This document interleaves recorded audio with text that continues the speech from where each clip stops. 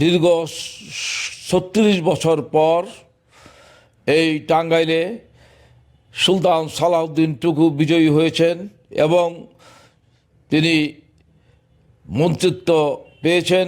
প্রতিমন্ত্রী হিসাবে তিনি শপথ গ্রহণ করেছেন। টাঙ্গাইলের জনগণের প্রত্যাশা অনেক।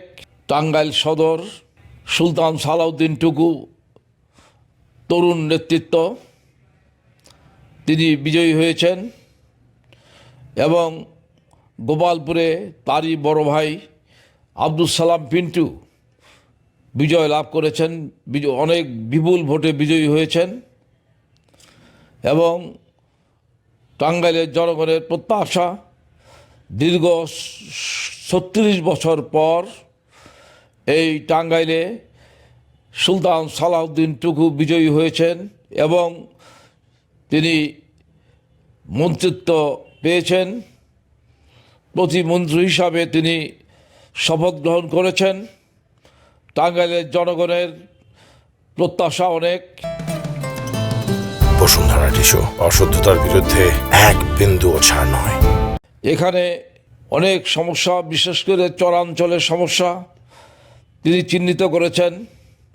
তারপরে টাঙ্গাইলকে তিনি একটি সুন্দর নগরী হিসাবে গড়ে তোলার জন্য তিনি প্রতিশ্রুতি দিয়েছেন।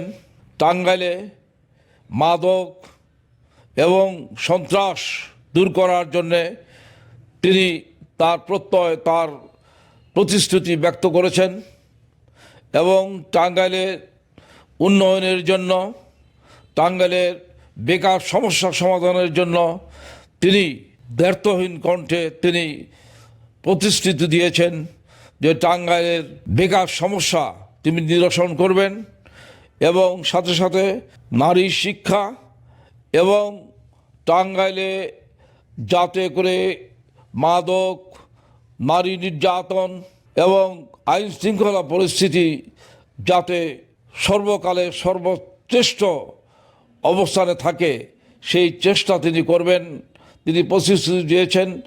আমি ভীষণভাবে আশাবাদী যে সুলতান সালাউদ্দিন টুকুর মতো একজন নেতৃত্ব, একজন তরুণ নেতৃত্ব, তিনি অসম্ভবকে সম্ভব করতে পারবেন।